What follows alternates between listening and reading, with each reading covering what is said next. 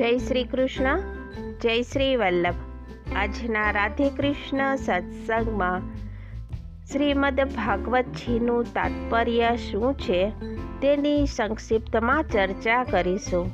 પણ તે પહેલાં આપ રાધે કૃષ્ણ સત્સંગમાં જોડાવા માગતા હોય તો લાઈક કરજો, શેર કરજો અને સબસ્ક્રાઈબ કરજો, જેથી આવતા નવા તમામ પ્રસંગો આપના સુધી પહોંચી શકે. શ્રીમદ ભાગવતમાં ભગવાન શ્રી કૃષ્ણની લીલા કથા સંબંધમાં જે કંઈ ગાન કર્યું છે તે ત્રણેય લોકોને પાવન કરી રહ્યું છે અને સદા સર્વદા પાવન કરતું રહેશે. ગોપીઓ સર્વમાં ભગવાનને જ નિહાળે છે. આ ઝાડમાં, લતામાં, ફળમાં, ફૂલમાં બધે જ પ્રભુને જુએ છે.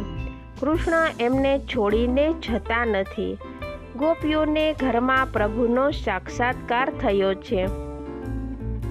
ભાગવતજીમાં બતાવ્યું છે કે ઘરમાં રહી આપણો વ્યવહાર કરીએ તો પણ પરમાત્માની પ્રાપ્તિ થઈ શકશે. ઘરમાં રહેવું એ પાપ નથી, પણ ઘરને મનમાં રાખવું એ પાપ છે. પણ ભાન ભૂલીને મનુષ્ય ઘરમાં રહે એ પાપ છે.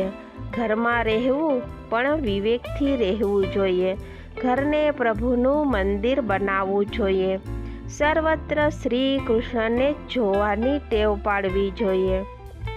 ગોપીઓની પ્રેમલક્ષણા ભક્તિ એવી દિવ્ય છે કે તેમને ઘરમાં રહ્યા છતાં પ્રભુની પ્રાપ્તિ થઈ છે અને ગોપી કૃષ્ણરૂપ બની ગઈ છે. એવા અલૌકિક ભક્તિ માર્ગનું વ્યાસજીએ ભાગવતજીમાં વર્ણન કર્યું છે અને તે ભક્તિ દ્વારા પરમાત્માનો સાક્ષાત્કાર થયો તેમ બતાવ્યું છે. સંસારના વિષય સુખમાં વૈરાગ્ય આવે અને પ્રભુ પ્રત્યે પ્રેમ જાગે તે જ ભાગવતની લીલા કથાનો ઉદ્દેશ છે. ભાગવત એટલે ભગવાનને મળવાનું સાધન. સંતોનો આશ્રય કરનાર સંત બને છે. ભાગવતનો આશ્રય કરનાર ભગવાન બને છે. ભક્તિ મંદિરમાં નહીં પણ જ્યાં બેસીએ ત્યાં થઈ શકે. તેને માટે એક દેશ કે કાળની જરૂર નથી. જેમ શ્વાસોશ્વાસમાં નિત્ય કરીએ છીએ તેમ ભક્તિ 24 કલાક કરવાની છે, તેમ આપણા શ્રી વલ્લભ આજ્ઞા કરે છે. ભક્તિ કે જપ સતત કરો. જીવ જે ક્રિયા કરે છે તે ઈશ્વરને માટે કરે તો તેની પ્રત્યેક ક્રિયા ભક્તિ બને છે. ભક્તિનો વિશેષ સંબંધ મન સાથે છે. જેનાથી મનની ભક્તિ થતી નથી તેને તનની સેવા કરવાની વિશેષ જરૂર છે. સિદ્ધિ, આસ્તિક, નાસ્તિક, પામર દરેકને આ કથા દિવ્ય જીવનનું દાન કરે છે. વ્યવહારનું જ્ઞાન પણ ભાગવતજીમાંથી જ આવે છે. બુદ્ધિનો પરિપાક, જ્ઞાનનો પરિપાક, જીવનનો પરિપાક વગેરે થયા પછી પરમાત્માની પ્રેરણાથી વ્યાસજીએ ભાગવતજીની રચના કરી છે. સંસારીને શ્રી કૃષ્ણનો બનાવવા માટે શ્રી કૃષ્ણમાં મતિ રહે તે જ વિદ્યા શ્રીમદ ભાગવત.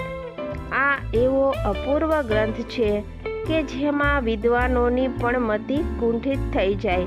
વિદ્વાનોની પરીક્ષા ભાગવત દ્વારા જ કરી શકાય છે. ભાગવત શાસ્ત્ર બુદ્ધિથી કે ટીકાથી નહીં પણ ભક્તિથી વિદ્વાન ન હોય તેને પણ સમજાય છે. આ તેની વિશિષ્ટતા છે.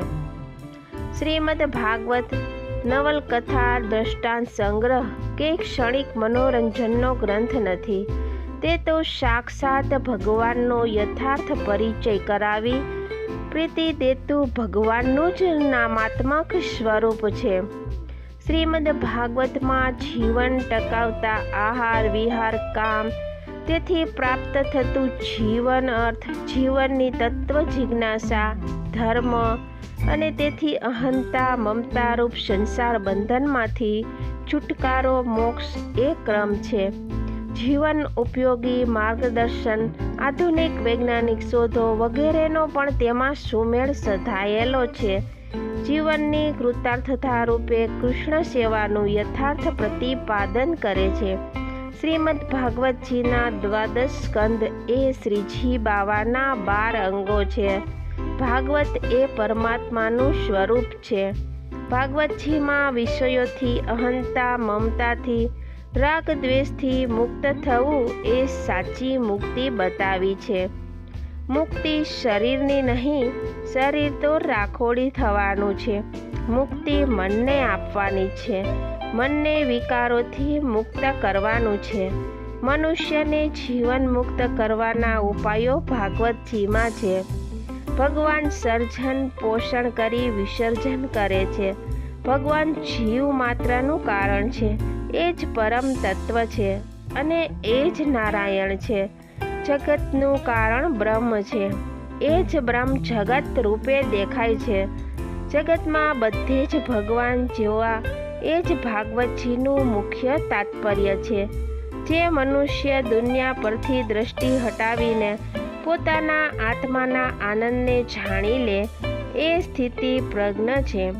આનંદ બહારના પદાર્થોમાં નથી.